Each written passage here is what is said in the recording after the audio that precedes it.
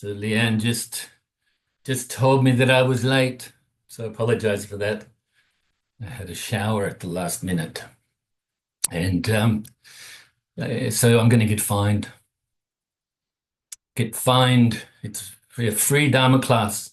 As all of the Dharma classes, by the way, that I've taught over the many, many years now, all the Dharma classes have been free, and so I get fined. I think 10% of free of nothing.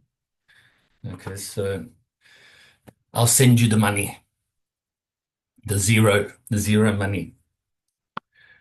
Anyway, excuse my dry humor, but I do apologize if I was a couple of minutes late. I didn't realize the time. So anyway, last class for the year, the so-called 2024, or in the old way of saying it, 2024. And we have the new year coming around. And I was looking into subjects just for the first few weeks, actually, continuing what we're doing. And of course, I write down the date to post it, the text with the video on Facebook and then on the YouTube channel. And it was kind of strange writing 2025, as it is every year. It changes. For so many years, I made so many mistakes, even back in the days when we paid for things by check. And I'd made some mistakes maybe half a dozen times one year, writing checks out, and they got returned. So just because of one number, it's a crazy world. So let's do the chanting now, and then we'll do some detailed meditation instruction, and then continuing on from last week's teaching. Okie dokie. Remembering as well, I've grouped these teachings under the title of studying, practicing, and sharing the pure Dharma with pure intention. I don't know if you remember that. Just something I came up with when we started. I started sort of thinking about addressing these questions that came in over a long period last year while we were doing the commentary on the 8 verses of thought transformation. And I thought, this kind of covers everything really, doesn't it? And also over the last period of time where we dwelled on one or maybe 3 teachings and had commentary on other subjects of the Dharma, including the 4 preliminary contemplations and so on. It's also subtitled, you could say, the 3 principal paths or 3 principles of the path: renunciation, bodhicitta, and emptiness. So along the way, we make these things up, hey? Why not? I remember when I spent a lot of time in my life writing songs. Most of the good songs just came, didn't have to work too hard. Worked hard sort of doing the arrangements and things like that, maybe, but the actual core of the song actually come very quickly. The same, I guess, with Dharma teachings and anything to do with art or, I'm not saying Dharma teachings is art, of course it's not, but I think quite often the things that happen in that moment are the right things to happen in that moment. Okay, so let's do the chanting. Namo Tassa Bhagavato Arahato Samma Sambuddhassa. Namo Tassa Bhagavato Arahato Samma Sambuddhassa. Namo Tassa Bhagavato Arahato Samma Sambuddhassa. Buddham saranam gacchami. Dhammam saranam gacchami. Sangham saranam gacchami. Dutiyambi Buddham saranam gacchami. Dutiyambi Dhammam saranam gacchami. Dutiyambi Sangham saranam gacchami. Tatiyambi Buddham saranam gacchami. Tatiyambi Dhammam saranam gacchami. Tatiyambi Sangham saranam gacchami. Namo Buddhaya, Namo Dharmaya, Namo Sanghaya. Namo Buddhaya, Namo Dharmaya, Namo Sanghaya. Namo Buddhaya, Namo Dharmaya, Namo Sanghaya. I take refuge until I am enlightened in the Buddha, the Dharma, and the Sangha. Through the positive potential I create by practicing the 6 paramitas, may I soon attain enlightenment in order to benefit all sentient beings. I take refuge until I am enlightened in the Buddha, the Dharma, and the Sangha. Through the positive potential I create by practicing the 6 paramitas, may I soon attain enlightenment in order to benefit all sentient beings. I take refuge until I am enlightened in the Buddha, the Dharma, and the Sangha. And through the positive potential I create by practicing the 6 paramitas, may I soon attain enlightenment in order to benefit all sentient beings. May all sentient beings have happiness and its causes. May they be free from suffering and its causes. May they never be parted from the happiness beyond suffering. And may they abide in equanimity, free of bias, attachment to the near, and aversion from the far. I shall cause this. Great compassionate Buddha, please inspire me to be able to do so. Reverently, I prostrate with my body, speech, and mind, and present clouds of every type of offerings, actual and mentally transformed. I confess all of my negative actions accumulated since beginningless time, and rejoice in all the virtues of all holy and ordinary beings. Please remain until cyclic existence ends, and turn the wheel of Dharma for all sentient beings. I dedicate the virtues of myself and others to the great enlightenment.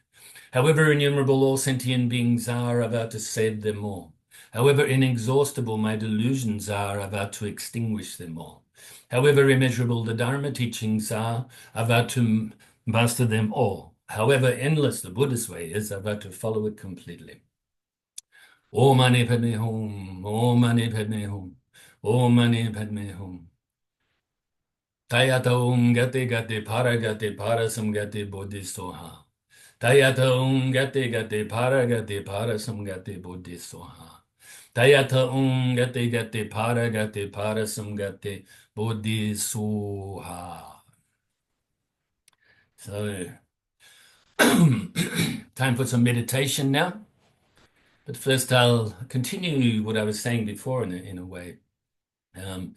Because when we had face-to-face classes years ago, sometimes it was just open mic, if you want to call it that, sort of spontaneous things. But we did have subjects, obviously, along the way. And we'd stay on certain subjects, maybe go off a little bit on a tangent, on another aspect or something. But we obviously had the subjects. When we started doing the Zoom classes, right at the beginning, I didn't know how to do it really, a video, 40 minutes or 60 minutes at most of the time. And so I stuck really to like a rigid thing, And I've looked back at some of those videos and it's all good, it's all fine. But I think as time went on, we've got a little bit more natural with it, Still writing some notes, so don't forget points during the short classes, writing point notes, things like that, which I wouldn't do face-to-face classes very often. Of course, we may be working off scriptures and things like that. But anyway, so yeah, along the way, we've changed the sort of format a little bit, but still stuck with chanting, some meditation, and the Dharma Talk, whatever it is.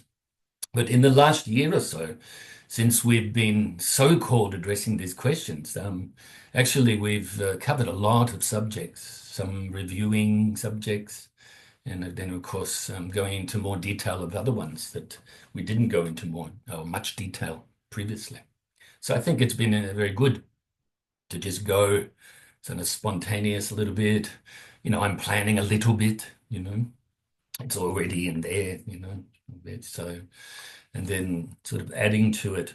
When we first started doing these teachings, I noticed that we were going through quite a lot, maybe 3 or 4 a class. And then, of course, we stopped, I think about May or something. And we started doing more details within, So I think you guys can let me know if you like the way it's gone or is going. Of course, we still have Master Atisha's teachings, advice, sound advice or heart advice to go into. I'll just teach that off the top of my head. I won't look at other teachers' commentaries because I have actually received some teachings that I don't recall 100% sort of details from His Holiness the Dalai Lama and some other Tibetan masters over the years at public talks, not public talks, sorry, like Dharma talks, series of Dharma talks. But also there's a little article that, well, it's not a big article really, but that I wrote back in 2017 called The Growth of Buddhism in Australia. And it really is talking about sort of Buddhism spreading to the West and things like that, but using the example of Australia, of course, me being here. And I was asked, this was a subject, by the World Alliance of Buddhists conference in Malaysia and at Master Hui Hai's temple and university. And so this is the one I wrote for that, but I've rewritten it recently. I added it a little bit for the conference in Japan in April. Not attending in person, but I've mentioned to you that I've recorded a video for them with this teaching and provided them with this article. So I thought maybe we can have a look at that as well. Start of the year. It's not just about, history and things like that. There's a bit of that in there, but it's mainly about, morality and moving to places, being good influence, things like that. So I think maybe we'll look at that one as well. Okay. So meditation. Forget everything I just said. It's gone. And that word gone is gone. Past is gone, future's not here. In this present moment, we will practice meditation. So get yourself comfortable and bring your mind inside your body. And gently close your eyes. Or if it is your habit to keep them open slightly, don't get distracted by visual things. And we will release the tension from the bottom of the body all the way to the top. So starting all around, or at the tip of your toes actually, and then all around your feet. So from your toes, the balls of the feet, the arches of the feet, the heels. Release whatever tension that you may come across. Tops of the feet in between the toe bones, the ankle and Achilles.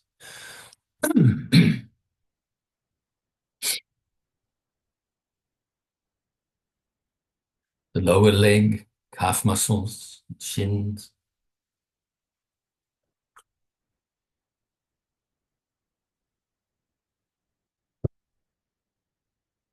All around your knees.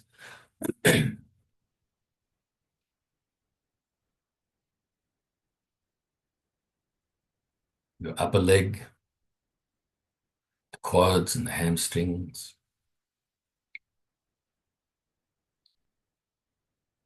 Your midsection, groin, hip flexors, the glutes. And your lower stomach, on and above your hips and lower back. Slowly working your way up the body to the center of your back now, up your sides a bit, further up your stomach, and your chest, and underneath your arms and the upper back, rhomboid muscles, lateral muscles, upper trap muscles, shoulders, forearm, or I should say biceps and triceps first, elbows and forearms, wrists, hands, fingers, and thumbs.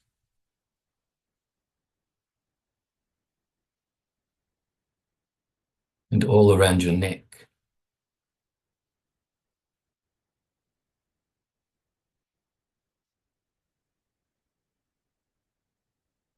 Back of your head. And the sides of your head, around your ears and temples.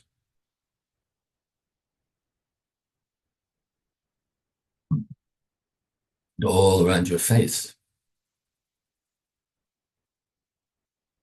Around your cheekbones, cheeks. Make sure you're not clenching your jaw. Chin and the mouth, both inside and outside. Nose.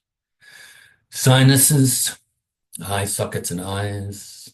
Make sure you're not frowning. And finally, the top of your head, the crown of your head. And now scan your body from your feet all the way to your hands and back to the top of your head, just very briefly.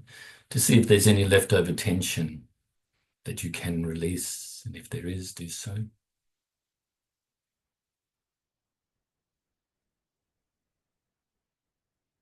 Now bring your mind, or your focus, I should say, to the tip of your nose initially.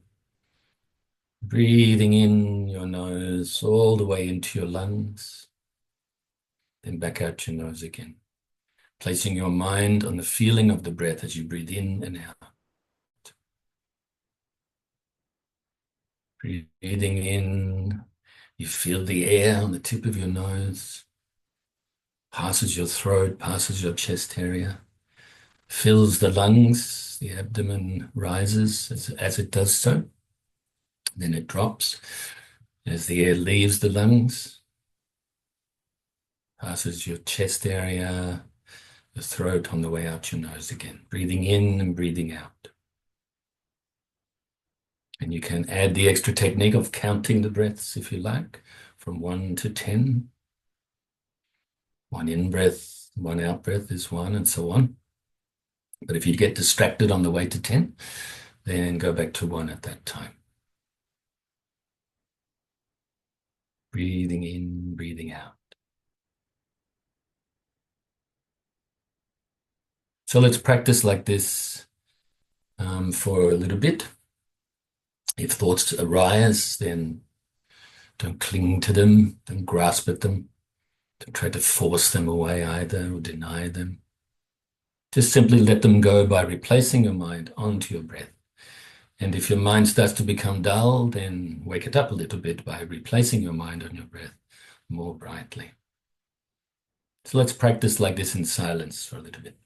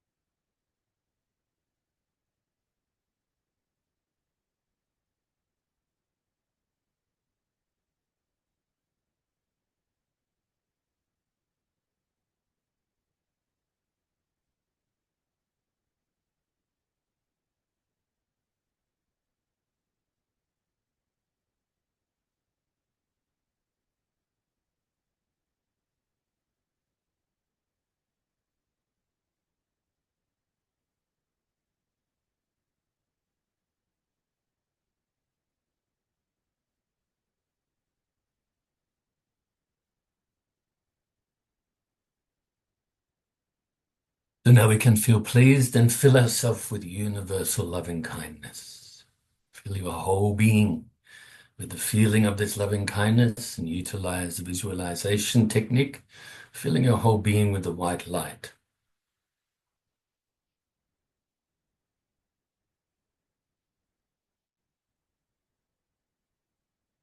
So forgiving, to let go, respecting, appreciating, being grateful towards yourself, friendly,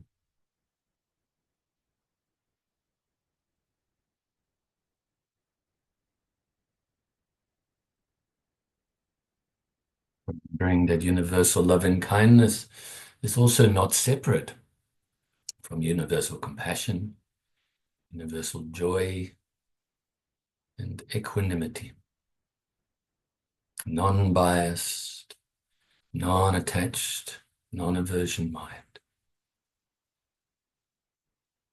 To fill yourself with so much loving kindness that it now overflows, radiates outwards, initially to your loved ones, filling them with the universal loving kindness too. Wishing that they are happy, that they are free from suffering, and that they are peaceful.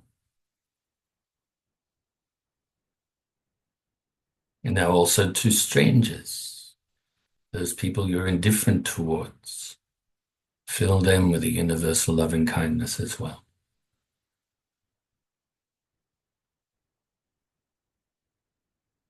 And also those you may regard as enemies.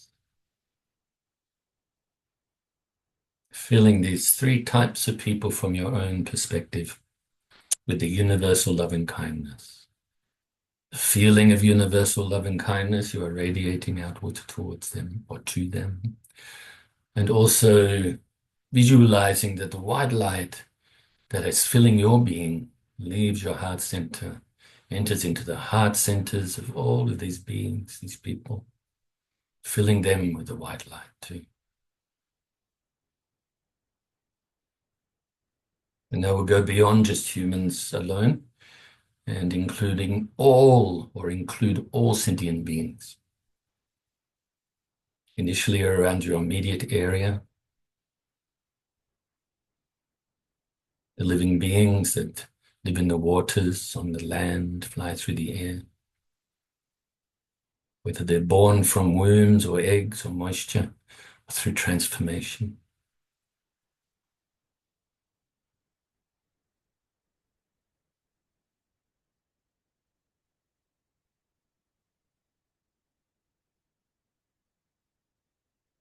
May they be happy, free from suffering, and be peaceful.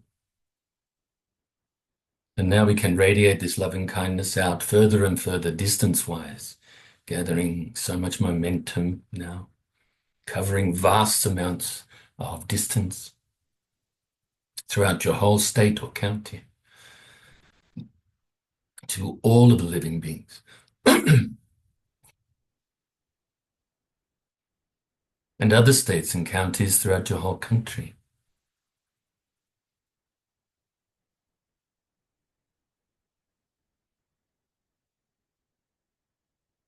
And all of the countries throughout the world, those you have an affinity towards, those you're indifferent towards, as well as those that you may have some negative feelings towards, as well as having your loving kindness pervade throughout all of the waterways, all of the oceans, and so on, down to the core of the earth, to the outermost atmosphere.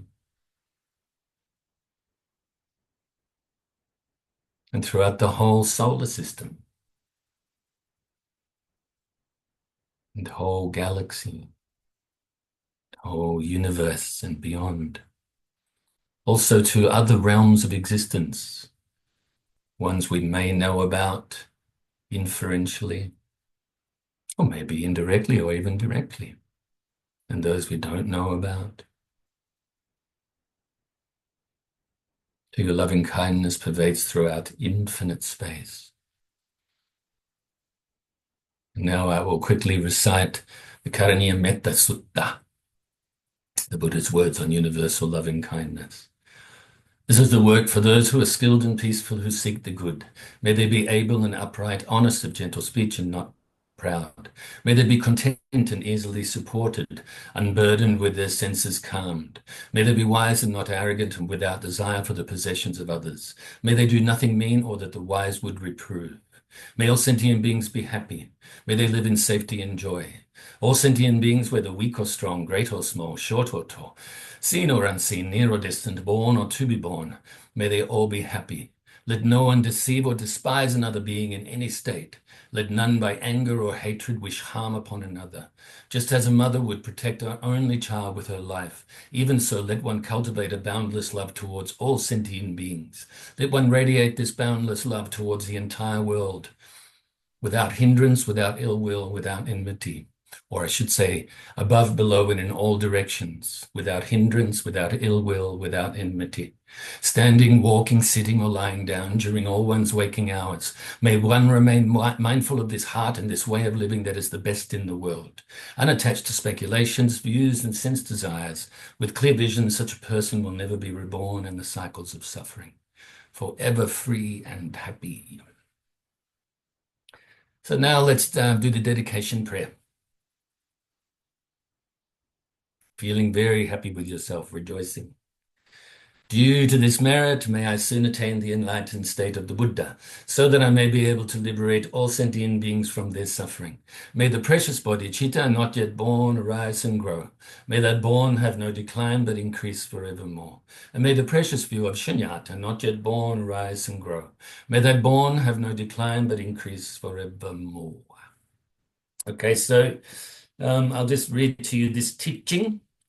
I did most of it last week, really, but I thought I'd just add a few little bits today. Because I spoke quite a lot at the start of the class and after the chanting. We only have, I think, another 9 or 10 minutes to go now. But I also wanted to do slightly longer meditations as well. And just remind you that please continue practicing, even though we've got these 2 classes off. It's about 20 days or 21 days until I see you again, and online, of course. You can contact me at all times. I practice every day. I will answer questions every day. Out of respect for the other traditions that celebrate around this time of year, I wish them all the best. I myself don't really pay much attention to it, but it is around, isn't it? The idea of the Hanukkah and the Christmas time and the things like that, so and some other traditions too, some other special days, such as the New Year and whatnot. So Happy New Year. Okay, the teaching is, the quote is, everything begins in the mind. All things are constructs of the mind. We are what we think. Thinking, acting, and speaking with a pure mind leads to positive results. Thinking, acting, and speaking with an impure mind leads to negative results. And the very brief explanation, utilizing the words of the Buddha in most of it, is the Lord Buddha said, "We are what we think. All that we are arises with our thoughts. With our thoughts, we make the world.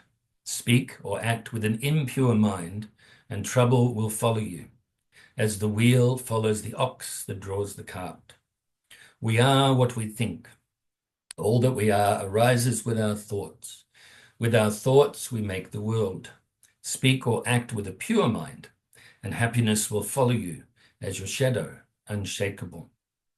Therefore, do your very best to speak and act with a pure mind, and avoid speaking and acting with an impure mind.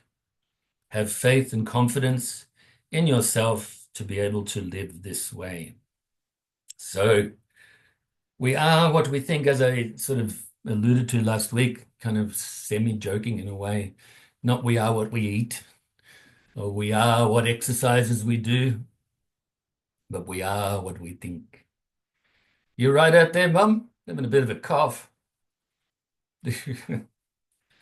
Just share with, most of you probably know because you're in Melbourne or it surrounds but we've got some bushfires, unfortunately, around. And there's one very close to the island. It won't come on the island as such, but it's a place called Grantville or the Gerdies. A lot of trees, bush, it was really bad for a couple of days there. And apparently there's still quite a bit of smoke in the air. So today it's got cooler though. Yesterday was in the 30s, but today I think they had a lot of problems last night because the wind changed direction and the wind was really strong. So hopefully that'll go out in due course. But there are other fires around too, unfortunately. So not only is the weather quite conducive to a lot of pollen being around, it's actually with the smoke in the air, it's quite difficult. We are very fortunate though that we live on the ocean because then it can, the ocean, the wind today is southerly, so it can blow the smoke inland in a sense. Okay. So yeah, you're right, Mum. She's looking like she's going to cop her head off. As they can see the picture up here. Okay, so hope everybody else is doing well, keeping a positive mind and physical health obviously as well. So we are what we think, all we are arises with our thoughts. Like I said last week, without our mind, without our thoughts, there's no experience, really, is there? With our thoughts, we make the world. So this is our world, you could say personal world. Our personal world's kind of like our mind. And then, of course, our communicative world is through speech and physical actions. And our connection with the outside world is obviously the physicality as well. But your personal world, but also the outside world, and making the world. So collective karma is mentioned here, very brief too, even though this teaching is mainly about insight, So speak and act with an impure mind, based on ignorance, attachment, aversion, all of the other mental afflictions that arise due to these three poisons. Then trouble will follow you. So you will cause suffering. You will cause negativity. Just as, like, for instance, the wheel that follows the ox that draws the cart. So the ox that is drawing the cart, this is like the cause. And then the effect of that is that the trouble will follow you. And suffering will be caused and experienced as an effect or as the effect. So also we are what we think. All that we are arises with our thoughts. With our thoughts, we make the world. Speak or act with a pure mind. So a mind based with good intention. We could say the bodhicitta intention. Compassionate, loving, friendly, empathetic, mind of equanimity, as much as possible. Generous mind, moral, patient, a mind that is diligently working in the right direction with our mind, our body, and our speech. A mind that is concentrated. So if we can have this mind like this, and all of the other far-reaching virtuous attitudes, then happiness will follow you as your shadow, unshakable. So we will create this merit, these good conditions, this good karma that we need, the virtue that we need on the path to enlightenment. We need to develop these good conditions or accumulate these good conditions to help us develop the supreme wisdom or unveil the supreme wisdom and therefore unveil our true nature, our Buddha nature. So therefore, do your very best to speak and act based on a pure mind. Isn't it? That's your job. That's your number one job, Dharma practitioner, to look after your attitude. And to use a quote that I either came up with years ago or read it somewhere or whatever, and embellish something else, that is, share your goodness or your virtue with, or share your riches with the paupers. Keep your poverty to yourself. And what I mean by that, yeah, on the outside, you can share, whatever riches you may have materially with people that are poor, that are in need. And you can, keep, if you've got a poverty yourself, don't bring others down, work to fix it. But what I really mean, it's mind. So if you have a good attitude, if you have a rich attitude, compassionate, wise, and so on, then share it with others. Be good influence. But if you have a poor attitude, selfish, like this, don't share it with others. That doesn't mean that you keep it to yourself and dwell on it. It means you can keep it to yourself, contemplate it, learn from it, and learn to let it go. Learn that, first of all, it's not helpful and could be harmful. And so therefore, let it go. So we need to